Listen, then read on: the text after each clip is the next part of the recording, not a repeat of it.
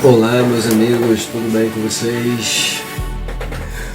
Pastor J. Silva ou José Francisco, se vocês preferirem. Como eu sempre digo, prazer extraordinário poder estar de volta aqui no nosso canal para mais uma lição.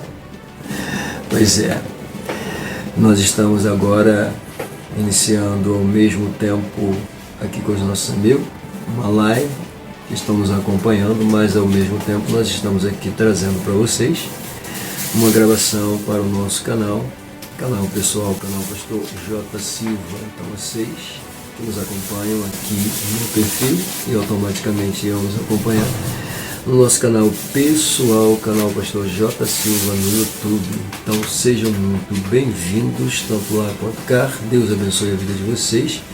E é um prazer extraordinário poder me dirigir tanto a vocês aqui, quanto a vocês que estarão nos acompanhando no nosso canal. Então já fica aqui o endereço para vocês, canal pessoal, canal Pastor J. Silva, lá no YouTube, tá? É só procurar, só acessar, e quando achar, por favor, já deixa aquele seu belo like, pois é. E claro, se você não é inscrito, você aproveita, se inscreve e automaticamente aciona o sininho para que sempre que houver alguma novidade chegando lá no canal, você seja notificado com toda a propriedade. Tá? Minha pauta principal aqui no canal EBD Adelve é justamente essa: edificar vidas através da palavra. E isso ainda permanece com toda a propriedade. Então, já te convido, né? A tua presença me fortalece. Mas quem fortalece o canal com toda a propriedade é o seu like. Não esqueça seu like, tá? E é claro, já peço aqui também automaticamente, né? Chama a família, prepara aquela pipoca, senta no sofá porque a lição vai começar, ok? Bom, eu quero falar hoje sobre a lição de número 10. Então, meus queridos, dado o recado, externo gratidão a Deus pela rica oportunidade que Ele também me concede de uso fazer de sua palavra mais uma vez e poder estar ministrando para vocês apenas um compêndiozinho da lição, tá? Com certeza, eu tinha outra coisa para falar inclusive na live, mas a live ficou de gracinha comigo, e seria sobre ainda a profeta de verdade no Arraial dos Santos. E eu ia usar Isaías 6, 8 e 9, pois é, para a gente usar de base, mas como eu não vou falar sobre isso, eu decidi fazer essa gravação pegando a lição, e a lição a gente vai ministrá-la. Lição de número 10, tá? O pecado corrompeu a natureza humana. Esse é o título da lição, tá? Nós estaremos trabalhando sobre essa temática, tá? O pecado corrompeu. Corrompeu o quê? A natureza humana.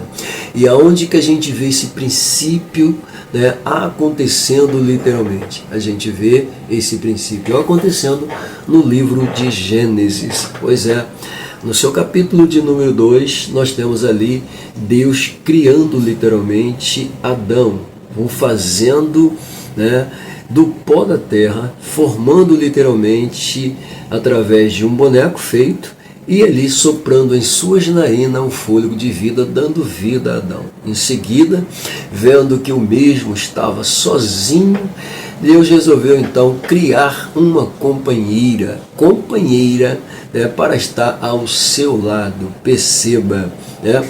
Há uma tradição que diz que Deus criou Adão e Lilith, pois é, inclusive até uma película maldosa sendo veiculada, né, por uma dessas redes que você paga, como a Netflix, a Amazon Prime, e aí automaticamente tem esse desenhozinho cavernoso sendo veiculado aí para as nossas crianças e adolescentes, aonde a suposta filha de Lilith com Lúcifer tenta readaptar os demônios à sua natureza e automaticamente colocando ali uma inverdade bíblica, né? Ou seja, deturpando a palavra de Deus, porque na tradução que diz que Lilith foi criada e não Eva, né? Lilith não aceitava ser subjugada pelo homem. Então, automaticamente, isso acabou com a sua suposta rebelião, e aí no desenho ela vai se apaixonar por Lúcifer, que era, segundo a historinha, um sonhador, né? Que não foi compreendido pelos anciões do céu. Que maldade, né? Que loucura. Para você ver que há uma maldade literalmente no coração dos homens que querem deturpar a palavra de Deus, né? E aí esse casal unido vai contaminar o fruto e vai dar para Eva, e é claro, por conta dessa insanidade cometida, eles são punidos, né? Lúcifer preso, Lilith também, e a filha tenta, né, fazer com que isso venha a ser totalmente desmistificado, mostrar uma inverdade que não existe, tá? Então, Lilith não foi criada coisa nenhuma. Quem foi criada foi Eva, e a Bíblia é muito clara dizendo como isto aconteceu, tá? O resto é fábula, é historinha de Esopo, ok? E a Bíblia mostra como isso aconteceu. Adão é adormecido, Deus serra uma de suas costelas, faz a mulher e traz ela para Adão. E aí automaticamente o senhor Adão, o que vai acontecer com ele? Ele vai automaticamente desobedecer a única proibição que Deus havia colocado no Éden. Eles poderiam comer de tudo menos da árvore do bem e do mal. Bom, parece até tentador, Deus coloca ali uma árvore do bem e do mal, e daí? Deus é Deus, né? Deus criou Lúcifer perfeito, Deus criou Adão perfeito, Deus criou Eva perfeita. Perceba, Lúcifer no reino angelical se deixa dominar pelo orgulho, pela soberba, pela arrogância, pela prepotência de ser igual a Deus, olhando para todas as criações celestes de Deus, as estrelas, os anjos, e dizendo que colocaria seu trono acima deles e seria semelhante, igual ao Altíssimo. Pretensão, né? Soberba, altivez, e automaticamente, por conta desse lapso, ele acaba caindo das regiões celestiais, arrastando consigo um terço dessa criação sublime de Deus, que automaticamente se tornaram seus soldados, lacaios, né? E se tornaram instrumentos a serem usados a serviço do próprio Lúcifer. Perceba, e aí esse mesmo Lúcifer que agora cai na terra, né, ele é lançado literalmente, ele vai atormentar a vida de Eva, e Eva vai comer do fruto proibido e vai dar para Adão, e o pecado corrompeu a natureza humana a partir daquele momento. Pois é, o pecado corrompeu a natureza humana. O pecado fez Adão perder sua perfeição. O pecado fez Adão perder o seu contato direto com Deus. O pecado afastou Adão de Deus. E, consequentemente, o primeiro casal se viram longe da presença de Deus. Mas o amor de Deus, que é sublime, que é tremendo, que é poderoso, que está além da nossa compreensão humana, retrata-nos uma profecia, uma promessa profética no livro do Gênesis, no seu capítulo de número 3, no seu versículo de número 15.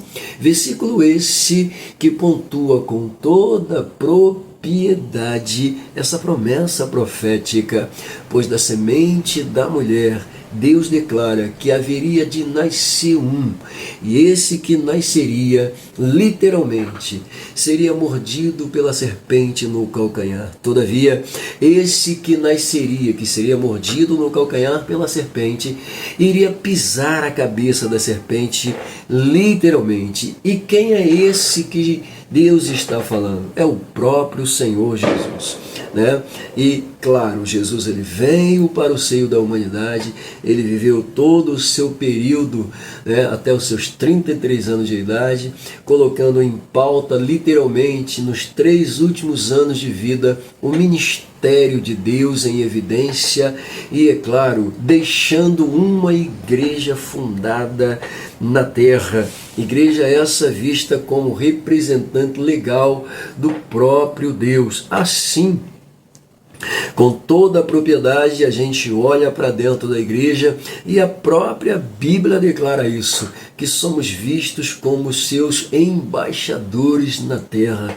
Somos os ministros do Senhor, somos os instrumentos do Senhor, dando continuidade à pregação do Cristo, dando continuidade à profecia do Cristo, dando continuidade à vontade do Cristo. Ide por todo mundo, pregai o meu evangelho a toda criatura. Quem crer e for batizado será salvo, mas quem não crer será condenado. Pega a visão. Pois é, esse é o título da nossa lição. Pois é, fizemos até uma prévia, né? Pois bem, e aí a gente chega dentro do texto áureo da nossa lição, pontuado na carta de Paulo aos Romanos, no seu capítulo 3, no versículo de número 23, e diz-nos o texto assim: porque todos pecaram e destituídos estão da glória de Deus. Olha que coisa, né? Porque todos pecaram e destituídos estão da glória de Deus. Isso aqui, como eu disse, acontece literalmente com Adão. Adão, ele é destituído de sua perfeição, ele é destituído de morador do Éden, ele é lançado fora do Éden, porque ele automaticamente pecou aonde não deveria pecar, desobedeceu quando não deveria desobedecer. Todavia, destituído da sua perfeição e destituído da sua moradia, Adão agora vaga pelo mundo como habitante literalmente da terra. Mas perceba, será que Deus não está sendo mesquinho? Não está. Eu aprendo com isso que Lúcifer pecou num corpo perfeito, corpo angelical. Adão pecou num corpo perfeito, tornou esse corpo imperfeito, tornou esse corpo incapaz. Só que enquanto Satanás achou que havia triunfado sobre a criação, aí é que entra o plano de Deus, plano este automaticamente arquitetado antes da fundação do mundo, como nos revela Paulo na sua carta aos crentes de Éfeso. Pois é, antes da fundação do mundo, Deus já havia eleitos os seus escolhidos, que estariam habitando sobre essa terra.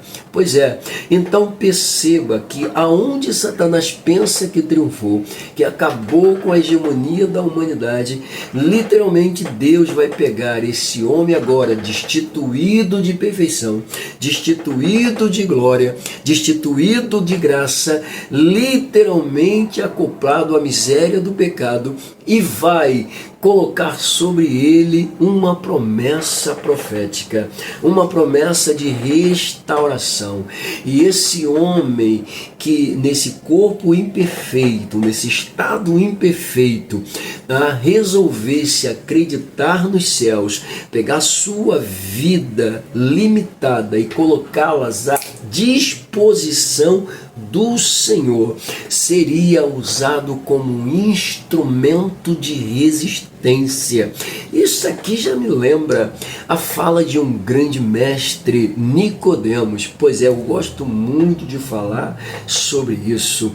E ele diz que o objetivo de Deus era que nós, permanecêssemos firmes e inabaláveis nesta terra. Perceba, resistência, permanecer firme e inabalável. E automaticamente essas criaturas imperfeitas, que agora se tornam instrumento de resistência, seriam literalmente canais usados por Deus. E aí entra Jesus e diz-nos lá em Lucas 10:19, que teríamos autoridade para pisar escorpiões e serpentes e entrar no reino do adversário, desbaratá-los pela força da nossa fé. pela força do nome de Jesus. Então perceba, aonde ele pensou que triunfou, que se deu bem, ele automaticamente se equivoca, porque Deus está usando a criatura que ele automaticamente provocou a queda, deixando essa criatura imperfeita e incapaz. Deus agora pega essa criatura imperfeita e incapaz, reveste ela de graça, de poder, de unção e coloca elas como resistência a esse reino profano, maligno do adversário. Sabe por que o mundo que não nos entende tem tanta raiva? Pois é, porque a Bíblia é muito clara em dizer que os filhos das trevas, eles amaram mais as trevas do que a luz. E a palavra do Senhor é luz. Obviamente, Jesus disse que nós somos a luz do mundo. Pois é, e nós incomodamos. A luz, ela dissipa as trevas. A luz traz à tona a revelação. A luz é simplesmente magnífica, extraordinária. Graças a Deus, o Senhor Jesus nos transportou desse reino de trevas e nos colocou na sua maravilhosa luz. Pega a visão. Pois é, e destituídos fomos da glória por causa do pecado de Adão, mas Jesus nos traz a restauração e graças a Deus, porque Ele nos deu autoridade, nos restituiu de novo a presença de Deus. Amém? Mas quem está no pecado está afastado, está destituído. Ou seja, não tem direito a receber. Só vai ter quando se arrepender e se voltar para Deus. Pega a visão. Falou? Vamos lá. Mas aí ele coloca aqui também uma chamada verdade prática. E ela diz o seguinte: o pecado é um elemento, tá? O pecado é um elemento real na vida de todas as pessoas. Sim. Pecado é um elemento real na vida de todas as pessoas. Mesmo eu crente sendo, não quer dizer que isento estou da pecaminosidade. O que me mantém distante da pecaminosidade é simplesmente a graça de Jesus e a minha vontade de ser uma resistência. Porque se eu não quiser ser uma resistência, eu automaticamente vou ser, mesmo crente sendo, vítima do pecado. E eu só não serei vítima do pecado se eu automaticamente me abdicar, né, dos meus desejos que me levam literalmente a ser tentado. E a Bíblia é muito clara em dizer que nós só somos tentados quando somos atraídos e engodados pelos nossos próprios desejos. Que é isso? Meu Deus do céu! Então, o pecado é um elemento real na vida de todas as pessoas. E ele vai muito mais além, ele diz desde o ventre materno. Calma aí, pastor, mas a criança é inocente, não tem nada a ver com isso. Pois é, mas o salmista no Salmo de número 51, quando confessa o seu pecado e chora pedindo literalmente o perdão de Deus, a alegria do Espírito de novo para a sua alma, pois é, ele confessa: em pecados eu fui gerado. Ou seja, desde o ventre materno a criança já nasce com o estigma do pecado. Pois é, infelizmente, né? O pecado corrompeu a natureza humana. É claro que essa criança permanece num estado de inocência, segundo algumas tradições. Alguns dizem até os 7 anos, outros dizem até os 12 anos. A tradição judaica vai colocar até os 12 anos de idade. É o período de inocência da criança. Há quem diga que são até os 7 anos. Mas veja bem, uma criança de 8 anos sendo lançada no inferno, de 9 anos, 10 anos sendo lançada no inferno, gente, não dá, né? Então a gente fica aí com os 12 anos. Por quê? automaticamente, daí para lá, né, ela já é capaz de gerar uma outra vida, ela já está pronta, né? Ou seja, a maldade já começa literalmente a tomar forma. Em quantos países a gente vê crianças sendo usadas, quando é de criança nessa faixa etária, né, sendo usadas aí já como soldados para lutarem, matarem outras vidas? Pois é. Bom, e aí a gente fica com essa mais ou menos ideia aí dos 12 anos para baixo, ok? Ah, meu querido, isso aqui não é Bíblia, isso aqui é automaticamente o quê? É o que a gente imagina que seja. Jesus, ele começou a manifestar-se com quantos anos? 12 anos. Com quantos anos ele estava lá entre os doutores? 12 anos. Pois é. Teve até um pregador aqui doido, que disse que nem tem lógica, né? Disse que o pai de Jesus, que era José, pai adotivo, óbvio, morreu quando ele tinha 12 anos de idade. Como é que José morre quando Jesus tem 12 anos de idade, se lá com 12 anos de idade Jesus está entre os doutores, e Maria, quando percebe que Jesus não está mais acompanhando ela, o que ela faz com José? Eles retornam para Jerusalém para caçar Jesus. Se José tivesse morrido com Jesus com 12 anos, então automaticamente não era José que estava voltando com Maria. Então, porque o historiador, que historiador é esse que inventou essa loucura, essa insanidade? Que historiador o quê? E que Jesus era assim. Com Jesus era assim, né? Porque o pai tinha morrido com 12 anos, ele herdou a carpintaria de seu José. 12 anos herdou a carpintaria. E aí quando alguém chegava lá para encomendar um móvel, né, perguntava para ele, mas vai demorar muito? Ele deu prazo. Porque com Jesus era assim, né? Apareça. Vai plantar batata lá não sei aonde. Pelo amor de Deus. Cada uma, né? Não, e detalhe, o povo da glória, gente. O da aleluia. O povo vibra com isso. Vai ler Bíblia, gente. Vai estudar, pelo amor de Deus. O sangue de Jesus tem poder. Bom, só para comprovar aqui a teoria de que os 12 anos, automaticamente, que é, segundo a tradição, né, judaica, acredita que seja com os 12 anos a inocência, ok?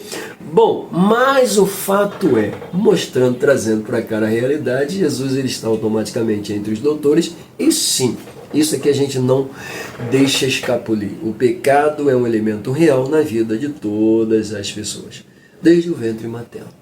Pois é. Ok? Bom, e aí nós temos aquela coluna que nos ajuda, pois é, no conteúdo da lição. A primeira delas, né, a primeira dessas colunas, né, ela está baseada no Salmo 51, 5. A corrupção humana vem desde a concepção do ventre materno. Olha aí. Salmo 51. Quem é que está trazendo isso à tona? Davi. Eu fui gerado em pecado. Em pecados a minha mãe deu à luz. Pois é. Olha só. A corrupção humana vem desde o ventre materno. Culpa de quem? Culpa de Adão, que desobedeceu, né? O pecado corrompeu a natureza humana, literalmente. E agora, até os rebentos dentro do ventre da mãe já nasce com o estigma do pecado. Está na Bíblia. Está na Bíblia. Né? Na terça, nós temos aí o Salmo 58, versículo 3. O pecado vem desde a madre e acompanha toda a vida humana. Veja que coisa, né? Desde o ventre o pecado acompanha, desde a madre, e vai, como diz a descrição, acompanhando toda a vida, até que o elemento tenha consciência de que é pecador e procure o perdão de Deus. Procure ser restaurado dessa loucura. Pois é. Está na Bíblia. Na quarta, Isaías 1,6. O pecado corrompeu a natureza humana na sua totalidade. Meu Deus do céu. O pecado corrompeu, sim, a natureza humana. Inclusive, a gente vê que quando Adão peca, ele come do fruto que não era para comer. A Bíblia diz que houve um cisma, literalmente uma divisão Meu Deus do céu, e essa divisão, esse cisma acontecido, ele vai fazer com que a terra venha gerar o que ela não tinha: espinhos e cardos. E com toda a propriedade a terra passou a produzir espinhos e cardos. Literalmente a própria natureza humana também começou a herdar alguns espinhos dentro dela, espinhos que são verdadeiras máquinas de destruição da nossa natureza. O apóstolo Paulo fala sobre isso: foi-me posto um espinho na carne, meu Deus do céu. E ele diz ainda: a saber, um mensageiro de Satanás, vendo por permissão de Deus para me esbofetear, me arrebentar. Meu Deus do céu. Foi-me posto um espinho na carne. Coisa horrível, meu Deus do céu. Deixa eu ir para a próxima descrição. Uau! Quinta-feira. Eclesiastes 7:20. Não há ser humano no mundo, não há ser humano no mundo que não peque. Não adianta dizer, não há ninguém no mundo. A natureza está desde o ventre. A humanidade se corrompeu literalmente por conta de Adão. Não tem como, ele está dizendo aqui ainda: não há ser humano no mundo que não peque. Quem é que não peca, gente? A gente pega pelas mínimas coisas inimagináveis, a gente está pecando. A gente peca por ignorância, a gente peca por opção de pecar, a gente peca quando a gente quer pecar, a gente peca quando fala mal do nosso irmão, quando a gente critica nosso irmão, quando a gente olha de cara feia, quando a gente simplesmente, foge da presença dos nossos irmãos. Pecado. Pecado não é só adultério, não é só matar, roubar. Não, o pecado são coisas simples também que acontecem diretamente com a gente. Acepção de pessoa é pecado, discriminação é pecado. Meu Deus do céu. Eu vejo Jesus ensinando a todos, indistintamente de raça, cor, credo. Jesus está ensinando. E é uma estirpe de fariseu do lado de fora olhando, se admirando. Como é que pode? Nós fariseus a gente faz acepção de pessoa, não é qualquer um que entra no nosso grupo. Os saduceus também olham assim e dizem: pois é, nós também somos iguais. A gente também faz acepção, a gente escolhe as pessoas que merecem ser do nosso grupo, mas ele é diferente, porque ele ensina sem fazer acepção de pessoas. Ele não faz acepção de ninguém. Sabemos que tu és mestre, tu ensinas como ninguém. Tu não faz acepção de pessoa. Jesus, I love you. Isso é fantástico. Sexta-feira, Romanos 3, 10 a 12. Meu Deus. Todos se extraviaram e não há quem faça o bem. Todos pecaram, todos se extraviaram, todos erraram, todos se desviaram e não há nenhum que faça o bem.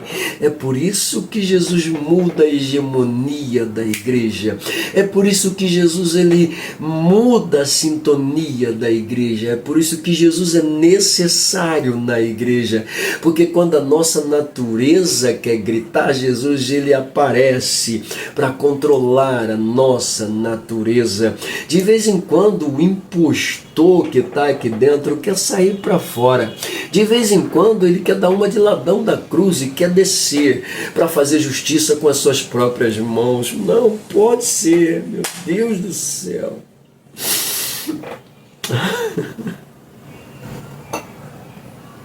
De vez em quando ele quer descer para fazer justiça com as suas próprias mãos. Pode isso, gente? É o impostor. É como diz a música, né? O impostor que há em mim. Ah, Jesus, I love you. Sábado, 1 João 10:3. Lindo demais isso aqui, né? Meu Deus do céu. São as colunas da lição. Meu Deus. O pecado significa iniquidade, transgressão da lei de Deus. Olha, o pecado significa iniquidade, transgressão da lei de Deus. Pega a visão. O pecado significa iniquidade. Meu Deus do céu, isso é forte demais. E aí nós temos aquela leitura, né, feita lá em Gênesis 3, de 1, versículos 1, 6 e 7. Depois temos Romanos, capítulo 5, versículos 12 a 14. Bom, essa leitura eu vou deixar por conta de vocês que vão estar assistindo, e aí vocês podem fazer um acompanhamento dessa leitura, caso vocês queiram. É claro que isso aqui, quando for ministrado em uma sala de aula, vai ser lido pelo professor, com certeza, ou vai ser lido na abertura, no início, onde todos os professores reunidos com todas as classes esperam um momento para serem liberados para irem para suas respectivas salas. E automaticamente, quando isso acontece, quando a gente chega na sala, sendo eu o professor, eu também automaticamente não faço o que já foi feito. E aí automaticamente eu vou direto para a lição, já indo para o ponto de introdução da lição. Porém, quando a gente pega a lição, a gente sabe que a mesma traz essa leitura bíblica em classe, ela traz um plano de aula, e automaticamente esse plano de aula ajuda na composição do seu esboço, arcabouço, ou seja, das suas anotações, para que você, professor, possa transmitir uma aula onde o aluno se sinta literalmente tocado, abençoado, né, ou por aquilo que está saindo de você, está emanando de você. Então seja um instrumento, né? Se deixe usar pelo Espírito Santo, se deixe usar pelo Espírito Santo. Meu Deus do céu. Mas aqui no plano de aula eu sempre gosto de dar uma observação na introdução do plano, tá? Não é da lição, do plano.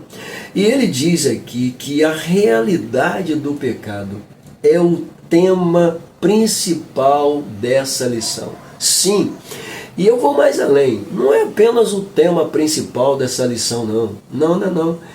Na verdade, a realidade do pecado é um tema real na humanidade.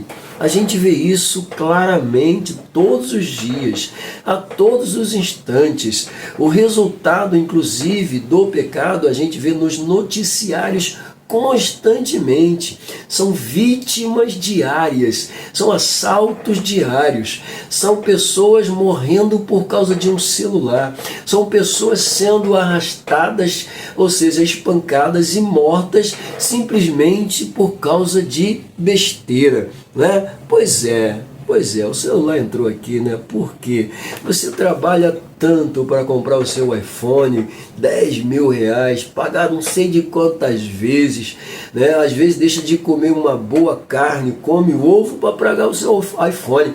E aí vem lá um filho do perdido e toma o teu celular. E aí a gente é obrigado a ouvir: eu não aguento mais. Não aguenta você, porque não foi você que foi roubado.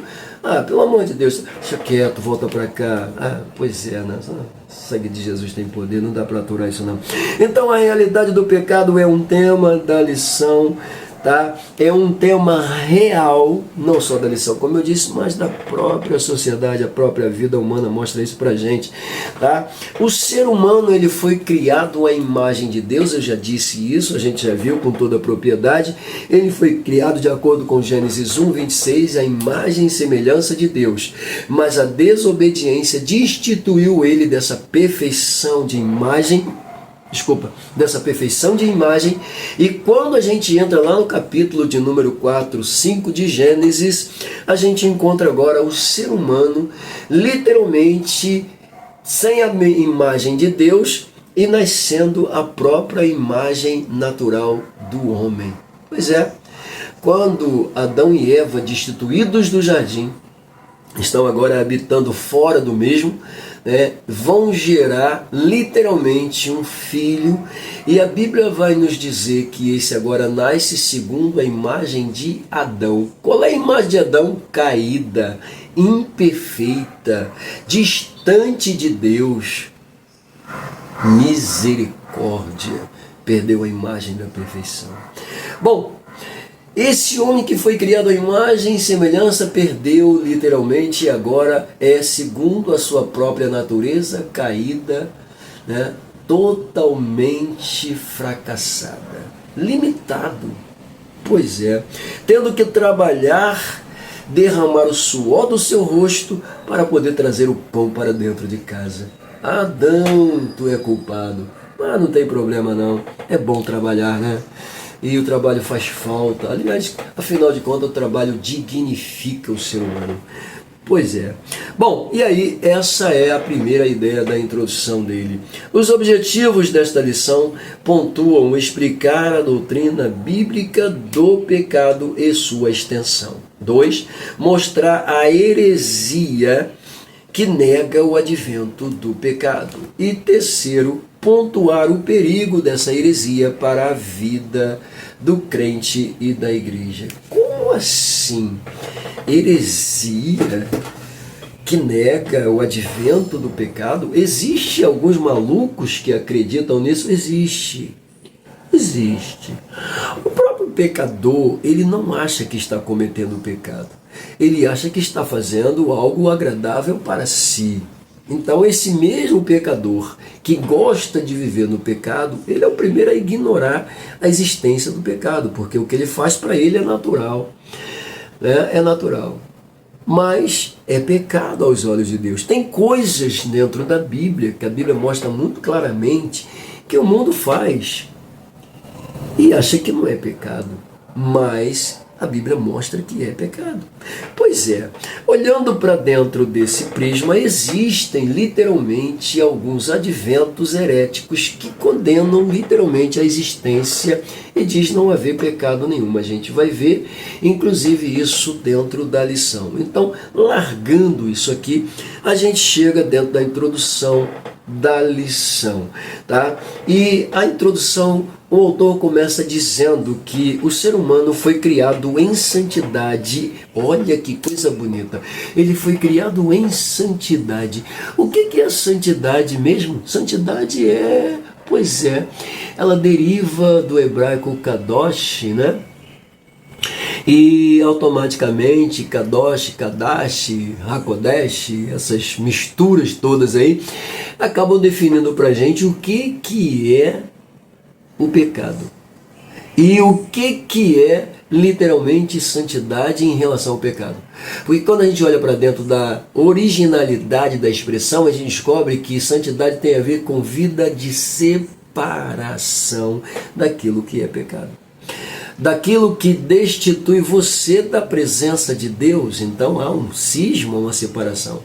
A santidade, ela separa você da pecaminosidade e mantém você puro diante de Deus. Isso é uma exigência de Deus. Eu gosto muito de falar sobre essa exigência, porque ela é pontuada em Levítico 11, 44, 45. Eu gosto muito desses versículos, porque pontua literalmente uma exigência de Deus veiculada aos primeiros congregados israelitas caminhando sobre um deserto. E ali, pela lógica, a gente percebe Deus chamando Moisés, mandando convocar o povo para uma assembleia com ele, e automaticamente o motivo era o quê? Pontuar para eles a santidade de Deus, dizendo que eles deveriam serem santos porque Ele, Deus, é santo. Essa mesma exigência colocada para os israelitas num deserto é colocada por um Pedro para a igreja do Cristo. A mesma exigência que foi feita para eles é a mesma feita para a igreja. Então, automaticamente, o Senhor quer que a sua igreja seja santa como santo Ele é. Isso é extraordinário.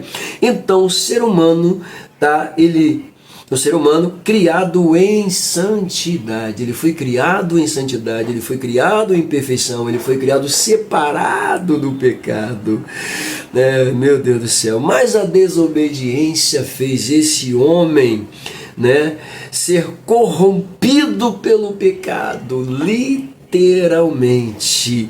E quando ele é corrompido pelo pecado, meu Deus do céu, foi necessário aquela profecia de Gênesis 3,15 começar a pontuar-se no seio da humanidade. Foi por causa dessa corrupção pecaminosa de Adão que a promessa adâmica, a promessa feita em Gênesis 3,15 se tornou uma realidade para a geração adâmica.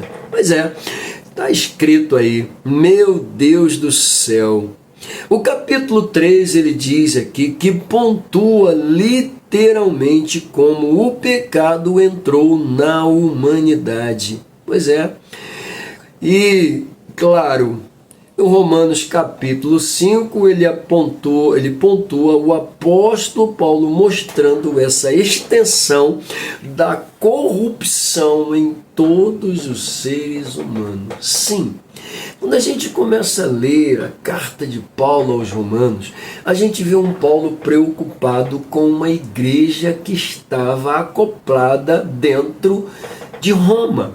Pois é, claro que existiam outras igrejas dentro do vasto Império Romano, subsidiada dentro das províncias, como automaticamente na região de Corinto, na região dos Gálatas e na região de Éfeso, haviam igrejas espalhadas e todas elas estavam acopladas ao Império Romano, mas havia uma igreja que estava literalmente no centro de Roma, e essa igreja foi fundada pelos prosélitos que no dia do Pentecoste ouviram a mensagem de Pedro, se converteram ao Senhor e trouxeram a essência do Evangelho para dentro de Roma, implantaram uma congregação e automaticamente a fama desses crentes romanos chegou ao conhecimento de Paulo, ao ponto de Paulo desejar conhecê-los e ter com eles, e não fazendo ainda, redige uma carta direcionada para eles.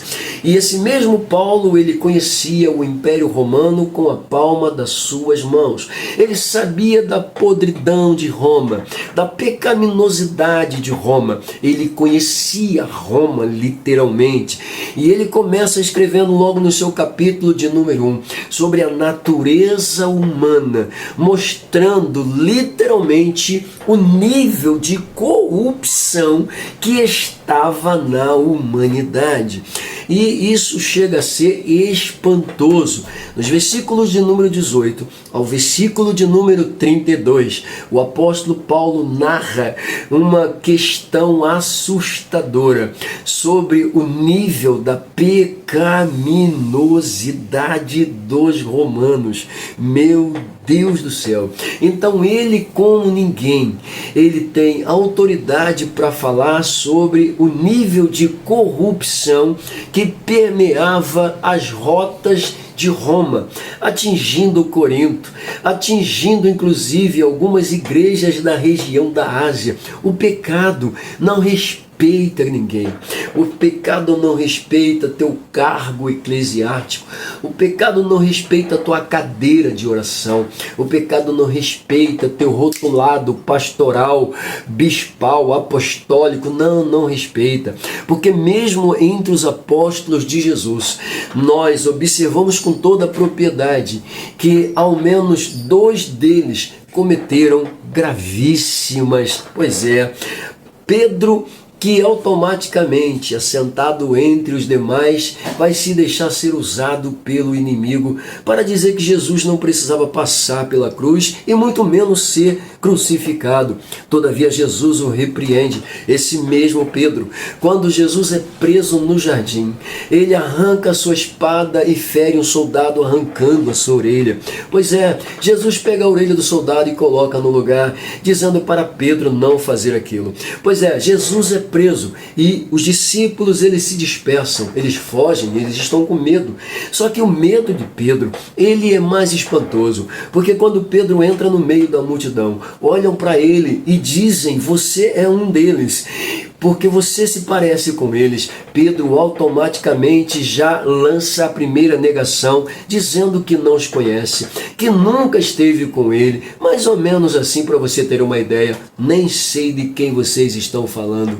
E aí ele é reconhecido pela segunda vez. Quando ele é reconhecido pela segunda vez, você se veste como eles, o teu falar é igual ao deles, não sei de quem vocês estão falando. Eu estou parafraseando, óbvio, claro, você sabe da contextualização e talvez entenda muito melhor do que eu, mas sabe de uma coisa: esse Pedro nega Jesus por uma vez, nega Jesus por duas vezes, e quando ele vai negar Jesus pela terceira vez e o sino toca, ele se lembra do que Jesus lhe disse: você vai me negar por 3 vezes antes que o galo cante.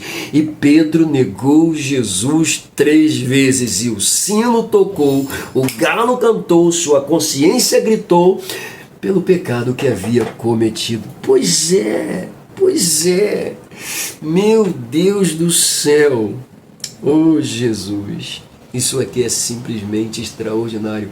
A nossa natureza, ela é falha, ok? Ninguém é perfeito. É um apóstolo que está pecando. E aí vem o segundo apóstolo. O segundo apóstolo, ele está vendendo Jesus por 30 moedas de ouro.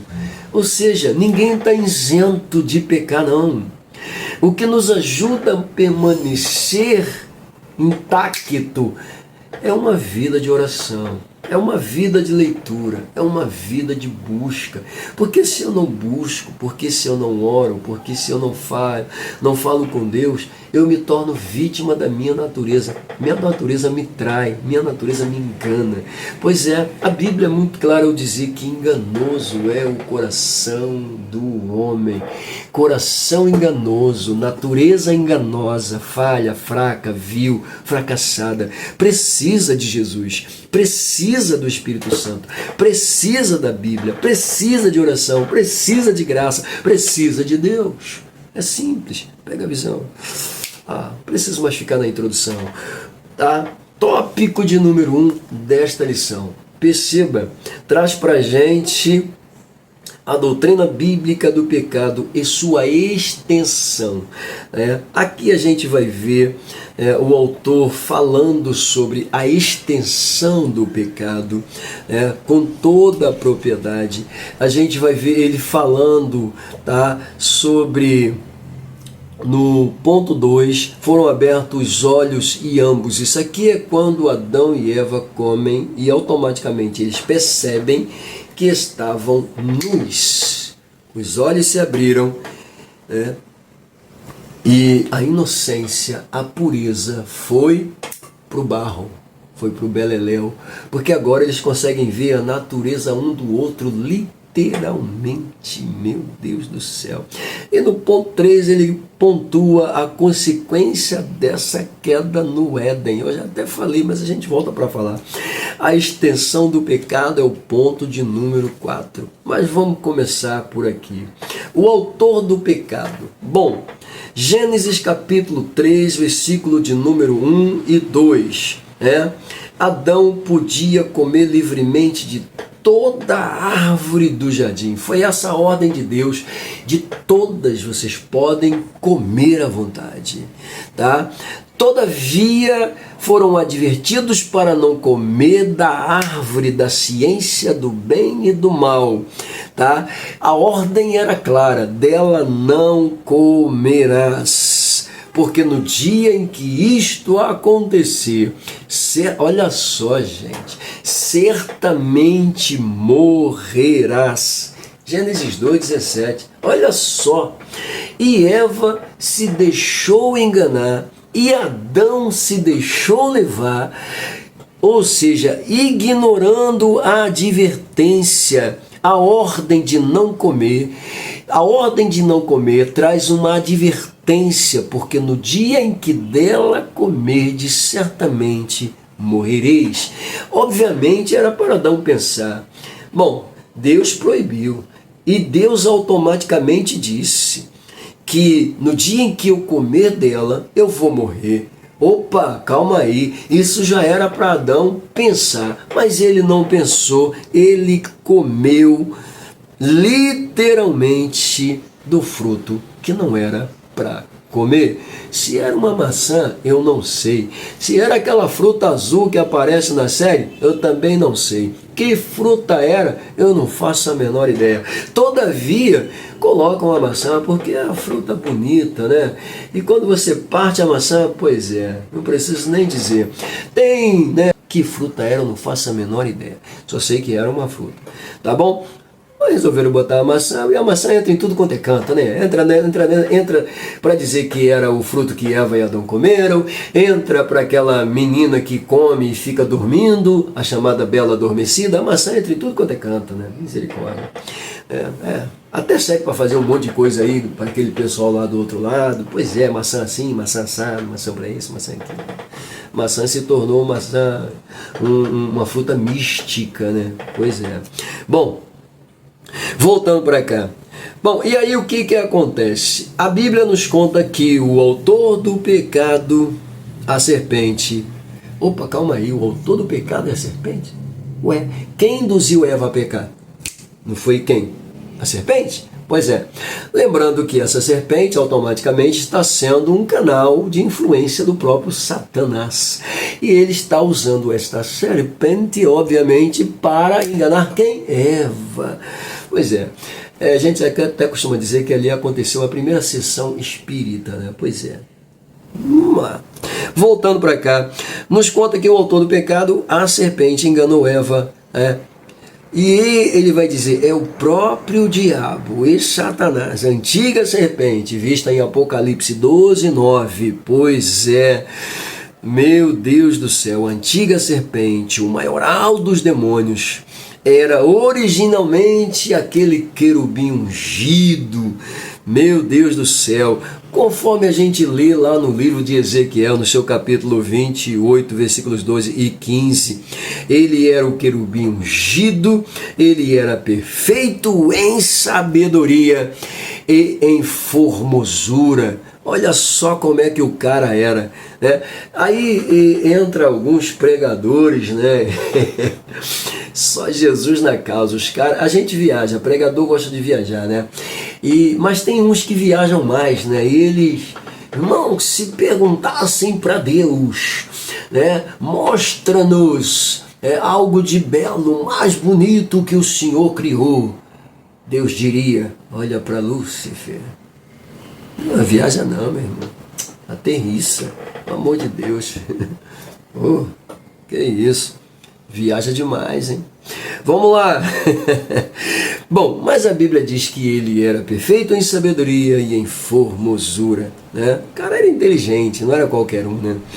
Bom, era um querubim ungido, querubim escolhido, selecionado, separado, pelo amor de Deus.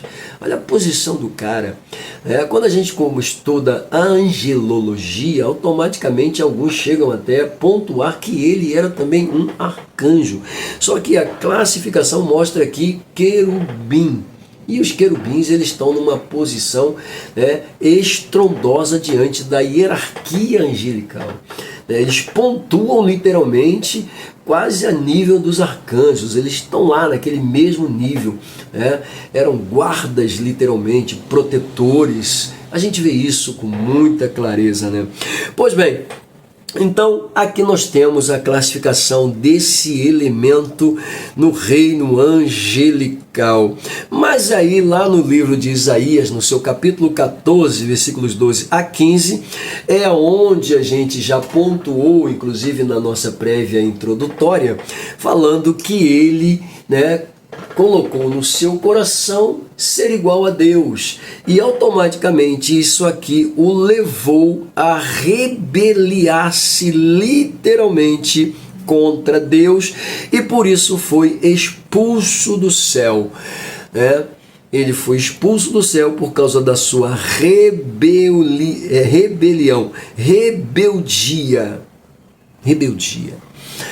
A gente tem até um estudo que fala sobre ele automaticamente, né? É porque está distante de mim agora, senão eu traria para vocês aqui, né, alguns pontos importantes desse estudo. E a gente vai perceber que a gente usa muito comum a palavra, né, rebelião, rebeliado, orgulho, né? O que fez Satanás cair foi o orgulho. Não foi somente o orgulho, não, teve outras coisas, né, que entrou literalmente no seu coração. Porque a partir do momento que ele deseja colocar o seu trono acima dos anjos e ser semelhante ao Senhor, isso aqui já é pretensão, não é somente orgulho, né? Então tem outras coisinhas que a gente pode acrescentar aqui, tá bom? Você pode até cavar essas informações, você vai obter muito mais informações sobre isso, com certeza. Bom, e automaticamente também já pontuamos que a sua queda trouxe consigo automaticamente um terço dessa corte angelical e esses elementos acabaram se tornando seus soldados, lacaios, instrumentos para atormentar a vida dos seres humanos. Pois é, aonde ele pode lançar toda a sua raiva, né, sobre essa criatura que foi feita à imagem e semelhança de Deus, que ele conseguiu deturpar essa hegemonia e arrancá-la da presença de Deus. Então ele luta todos os instantes para manter o homem afastado de Deus. E ele faz de tudo para isso, pode ter certeza. Bom, no ponto 2, o autor coloca dizendo que foram abertos os olhos de ambos. Os olhos de quem? Gênesis 3, 7. Os olhos de quem? De 3 a 7. Né? Os olhos de quem foram abertos? De Adão e Eva. Como eu já disse, né? A partir do momento que comeram, seus olhos se abriram e eles viram que estavam nus. E era comum Deus visitá-los, né? E quando Deus vai visitá-los desta vez, eles se escondem da presença de Deus, porque estavam nus. Pois é, esse mesmo pecado, ele causou uma ruptura imediata na comunhão, tá, com o Criador. Olha só, de imediato causou uma divisão entre a comunhão dele com Deus. O autor chama de ruptura. Pois é, e automaticamente essa ruptura se tornou separação automaticamente do homem para com Deus por causa do pecado. O pecado ocasionou literalmente esse distanciamento e a santidade de Deus, tá? A santidade de Deus fazia separação entre literalmente o Criador e a criatura. Quando Deus pergunta aonde vocês estão, ele, Senhor, estamos escondidos, porque vimos que... E por que vocês estão escondidos? Porque estávamos nus. E quem disse para vocês? Pois é. E aí você pode ler, né, o diálogo automaticamente e com certeza absorver muito mais informações sobre isso. Mas entenda, quando ele diz que estava nu, Deus pergunta, quem disse para você? Por acaso vocês comeram do fruto que eu proibi? Aí o que Adão diz? Não, a mulher que tu me deu. Ela comeu, me deu e eu comi. A mulher que tu me deu, né? Pois é. Eu até costumo parafrasear que depois que Adão, né, colocou a culpa em Eva, ninguém assume a culpa de nada. É sempre culpa de fulano, nunca é minha. Eu não sou culpado, o culpado é ele. Quem começou, quem foi ele, quem... E de repente você é o pior culpado da história, mas está culpando os outros. Misericórdia, o sangue de Jesus tem poder. Uau! É claro, essa ruptura automaticamente, ela não só foi entre Adão e o Criador, como também toda a humanidade, né, em todas as áreas, tudo foi atingido. Como eu disse, a terra passou até a produzir espinhos e cardos, literalmente. Porque o pecado abriu os olhos deles para uma outra realidade. E por causa disso, foi necessário aquela promessa profética de Gênesis 3,15, que pontua literalmente o próprio Redentor, o próprio Senhor Jesus. Ah, meu Deus do céu, isso é lindo demais.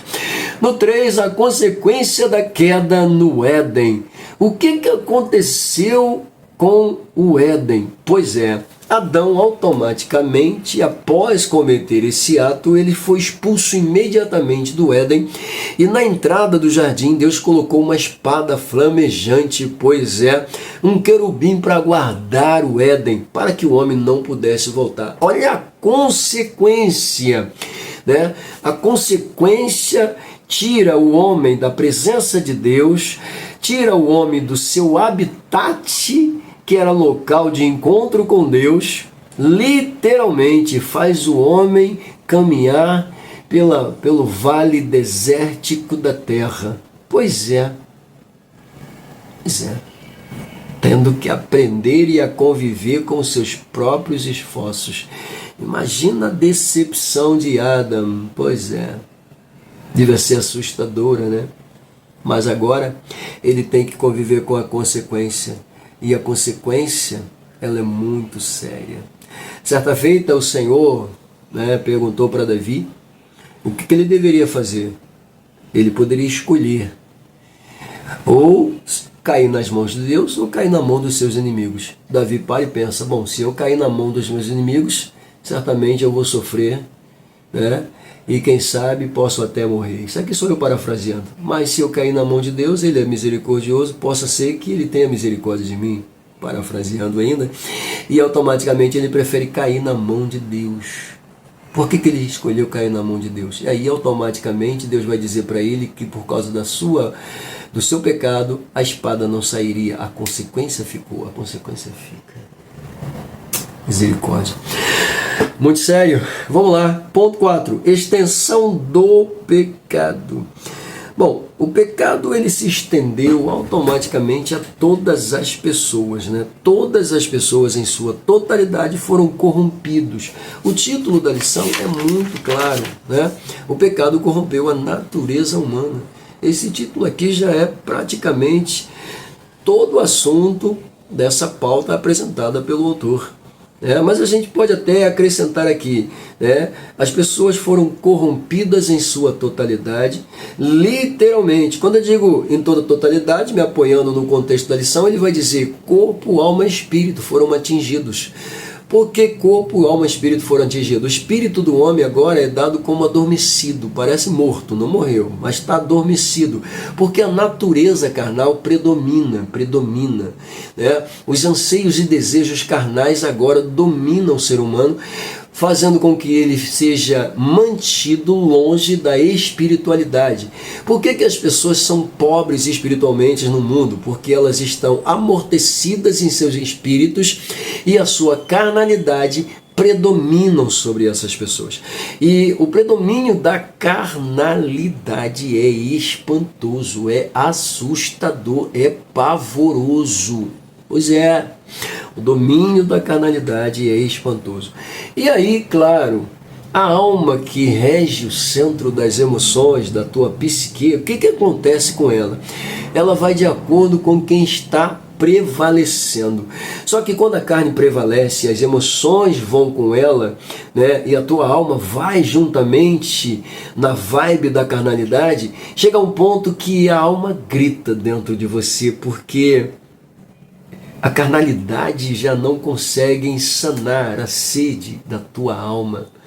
Está saciando a tua carne, mas a tua alma está gritando dentro de você, ela está agoniada de você, ela não está aguentando mais aquilo. E quando a tua alma atinge esse ponto de necessidade dentro de você, ela grita por uma solução. O espírito está amortecido. E quando você automaticamente se volta para Deus, se arrepende da sua carnalidade, né? Um lampejo de esperança começa a pintar no teu espírito, ele começa a ser novamente mexido, né? E ele vai renovando-se dentro de você à medida que você vai se aproximando de Deus. E quando ele se sentir totalmente fortalecido, a tua alma automaticamente se entrega. E é claro, a tua carne se rende. E quando ela se rende, Deus predomina. E uma coisa, tua alma não vai mais sentir aquela necessidade de Deus, porque ela está saciada. Pois é, com a presença de Deus. Pega a visão, querido. Acho que eu não preciso nem continuar, né? Pois é. Mas, vamos lá. Então, corpo e alma, né, mostram essa corrupção em sua totalidade. Vamos lá. O intelecto, ele é afetado, meu Deus do céu. A consciência é afetada. A razão é afetada. Meu Deus do céu. Tudo em você é afetado. Tudo em você é afetado. Ok? Ele até diz, tudo isso diz respeito à extensão dos pés à cabeça, não se refere apenas à intensidade, né? O ser humano está incapacitado de conhecer a Deus por seus próprios esforços, tá? Não adianta, né? Aquele famoso mago que sumiu, sei lá que fim levou, que ficavam disputando com aquele outro pastor que só Jesus na causa, né? Eram os queridinhos lá da rede Engana Povo.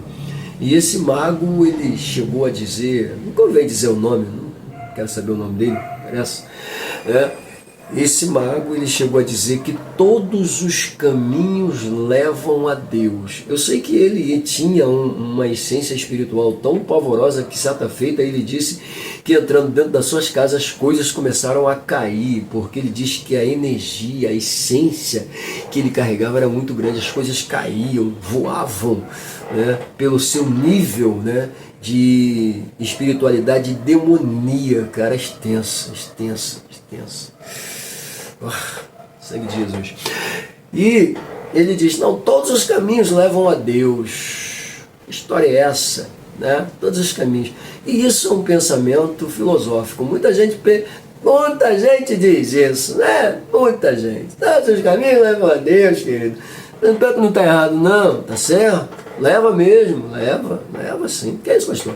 Está indo contra a Bíblia? Não, tô não. Ué, todos os caminhos levam a Deus? Levam sim. Só um caminho leva para a salvação.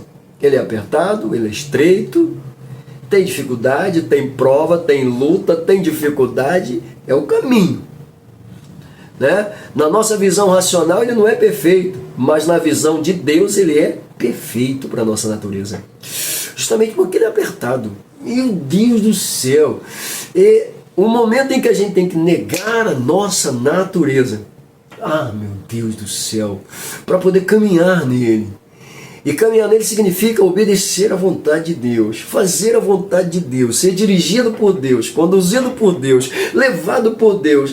Meu Pai, lindo demais isso aqui. Que isso? Pois é, caminho largo não. Caminho largo qualquer coisa serve. Então, isso aqui me ensina. Isso aqui me ensina. O caminho é apertado, é estreito, com toda a propriedade, meu Deus do céu. E aí, é esse caminho que nos leva à salvação. É esse caminho. Mas o Senhor disse que todos os caminhos levam a Deus, leva sim. Não, gente. Tá certo, vai levar mesmo. Mas a Bíblia diz que os caminhos de Deus não são os nossos. E no fato não são. Eles são maiores, são mais extensos. Pois é. Mas a mesma Bíblia também diz que os nossos caminhos nos conduzem à perdição, sim. Pois é. São os nossos caminhos que nos conduzem à perdição e ao pecado, que as pessoas estão dizendo que todos os caminhos levam a Deus. E sim, vai levar a Deus. Mas para quê? Para aquele dia. Que dia? De julgamento final. Pois é. Pecou? Pequei. Vai ser levado diante de Deus. Alterou sua natureza? Alterei. Vai ser levado para diante de Deus. Para quê? Para ser julgado segundo o que você fez. Segundo a sua consciência. Segundo a violação da natureza. Vai ser julgado. Para ser julgado. Todos os caminhos levam a Deus para ser julgado. Cada um segundo as suas obras, segundo o seu comportamento, segundo suas tendências, segundo suas violações das leis naturais. Cada um vai ser julgado segundo as suas obras. Matou? Matei, vai ser julgado. Roubou? Roubei, vai ser julgado. Não é somente a lei humana, natural, que faz isso, não. A lei de Deus também vai fazer. Porque a lei de Deus diz para você não roubar, não matar. Mas o homem rouba, o homem mata. É punido pela lei dos homens. Mas quando sai de lá, volta a roubar e a matar de novo. Aí quem vai julgar agora é a lei de Deus. E se não se arrepender, porque escrito está, o que crer e for batizado será salvo, mas o que não crer será condenado. Pega a visão, querido, pega a visão, pelo amor de Deus. Fechou. Tópico 2, heresia que nega o advento do pecado. Bom, as heresias, aquelas que a gente pontuou lá aqui, ele traz pra gente, primeiro aqui, os pelagianistas, né? Vamos lá, o pelagianismo é uma heresia, ele diz antiga na história, né?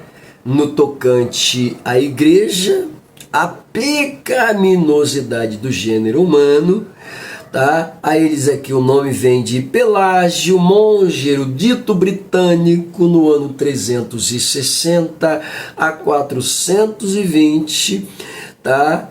Ele se transferiu para Roma em 409 e foi contemporâneo de Agostinho de Hipona. Agostinho de Hipona, pois é. Aí ele diz aqui, o ser humano não nasce em pecado. Sim, Adão automaticamente foi criado sem pecado, mas o ser humano depois do pecado de Adão passou a nascer em pecado, está na Bíblia. O salmista Davi falou sobre isso, em pecados eu fui gerado. Então, Pelágio já perdeu aqui. Vamos lá.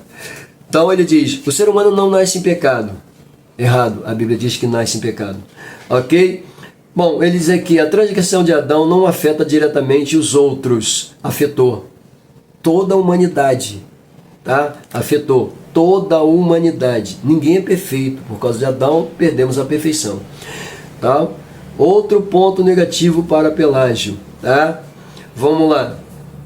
Não existe corrupção geral do gênero humano. Existe. A Bíblia diz, todos pecaram e destituídos estão da glória de Deus. Mais um ponto negativo para Pelágio. Ok? Era simplesmente pegar somente isso aqui, né? Precisava fazer isso tudo aqui? Bom, resposta bíblica eu já dei. Eu vou dar mais o quê? Preciso dar mais resposta. Ok? Simples assim. Ponto de número 2. A morte de Jesus em favor dos pecadores. Poxa, morte de Jesus em favor dos pecadores. Claro, gente, né? Não tem como, né? Se o pecado, automaticamente, na visão de Pelágio, isenta o ser humano da culpa adâmica, que a transgressão cometida por Adão não atinge diretamente os outros, tá?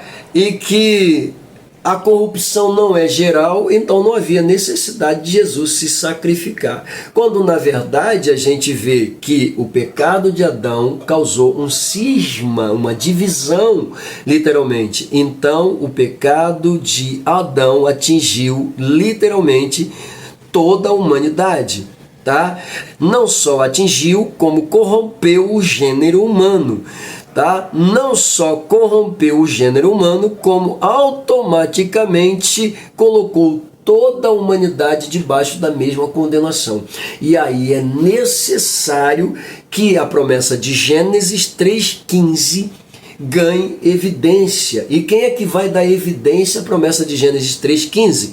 Deus, em sua promessa profética, apresenta-nos a solução. A serpente mordeu seu calcanhar, mas ele ressuscitou. Eu estou falando de Jesus. Pois é, então Jesus ele é literalmente a solução. E a gente vê que a doutrina de Pelágio está totalmente sem graça, sem sentido. Mas tem maluco que acredita nisso, gente. Tem gente pregando, inclusive, isso por aí. Cuidado. É falso profeta, tá? Bom, o tópico 3, o perigo dessa heresia para a vida do crente. Sim, é um perigo, literalmente, tá? O pensamento pelagianista, tá? Em nossos dias. Existe. Eu vou até fechar por aqui. Por que existe? Outro dia, eu estava descendo com o pessoal do monte, após uma oração, e nós começamos a perceber que um grupo se colocava no pé do monte e começava a pregar justamente contra o que nós pregamos. dizendo que automaticamente tudo que nós estávamos fazendo estava errado, não precisava subir monte, não precisava fazer jejum, oração, coisa do gênero, porque eles estavam pregando algo totalmente contrário. Né? A natureza do pecado não era como a gente via, ou seja, eles estavam deturpando. Existem malucos doidos que estão por aí tentando disseminar seus venenos no meio do povo de Deus. O perigo, conforme ele pontua aqui no ponto 2, é justamente pessoas incautas darem créditos e ouvidos a esses maus elementos. Eu costumo sempre falar sobre o que nós vivenciamos uma vez. Nós ministrávamos em um seminário em uma outra igreja de um pastor amigo nosso. Sempre ministrei lá, né? E ele resolveu colocar um nível superior, né? Tirou o básico e o médio que era ministrado e colocou o nível superior. Só que ele, ao invés de utilizar o material que ele já tinha, ele trouxe esse material de fora. Inclusive os professores vieram junto com o material. Pois é. E aí eu vi alguns alunos do nosso curso, do básico e do médio, se evadirem para o bacharel em teologia. Quem é que não quer, né? Fazer um curso superior com bacharel em teologia, mesmo que não fosse reconhecido pelo MEC, mas era um nível superior, e automaticamente eles poderiam depois consolidar, porque na época se fazia isso. Pois é. Bom, e aí a galera foi para lá. Os alunos novos que entraram, pum. Gente, esse pessoal, em um mês de aula, se tornaram heréticos dentro da igreja. Começaram a condenar o livro de Gênesis, começaram a dizer que Gênesis era historinha, era baboseira, não existia, que podia fazer-se tudo, pecar, podia... Tudo era invenção, era coisinha, era historinha, que não existe nada disso, que é a razão, que é a lógica, que é a filosofia. Eu fiquei assim, né? Bom, e aí esse pessoal começou a dar trabalho na igreja. Quando eles começaram a dar trabalho na igreja, pregar tudo ao contrário, desconstruir aquilo que foi colocado dentro da igreja, o pastor acordou. O que é isso, gente? O que está acontecendo? Mas a gente aprendeu no seminário, né? Vocês aprenderam no seminário? Ele falou o seguinte: acabou com o seminário, peça o povo embora, acabou o contrato, mete o pé, ó, é vocês aqui não. Que história é essa? Está bagunçando meu povo? Pergunte se esses caras voltaram ao normal. Nunca mais. Nunca mais. Estão aí. Até vão para a igreja. Até assistem cultos. Né? Até dão a paz do Senhor para você. Mas você vê que realmente estão mortos. Acabados. Foram envenenados. Deturparam-se. Então, cuidado. Perigo existe. Meus queridos, conforme nós fizemos na nossa prévia, automaticamente já chegamos à conclusão de que realmente o pecado ele corrompeu a natureza da humanidade. A gente conclui sabendo que isso é uma verdade, que isso não é só uma menção bíblica, mas é uma realidade diante do que a gente vê hoje, literalmente a nível de mundo. A corrupção hoje é tão intensa, tão grande, tão avassaladora, tão espantosa, que a cada dia a gente se assusta com uma novidade, gente. Pois é, isso é o quê? Consequência da natureza corrompida. Cada dia a gente se separa com algo estranho. O que é isso? Corrupção da natureza. E automaticamente a corrupção da natureza automaticamente gerou nessas pessoas uma pobreza espiritual avassaladora, estranhamente assustadora, espantosa, horrorosa, feia, terrível, negra, doida. Tá bom? Bom, e aí eu agradeço a ilustre presença de vocês. Beijo no coração. Até a próxima. E claro, para vocês aqui do canal, não esqueçam, tá? Como eu disse, a presença de vocês me fortalece. Mas quem fortalece o canal é o seu like. Não esqueça, deixe o seu like, tá? Não é inscrito, se inscreva, acione o sininho, fique conosco. Vai ser um prazer ter a tua companhia aqui comigo sempre. Beijo no coração. Pastor J. Silva. Até a próxima.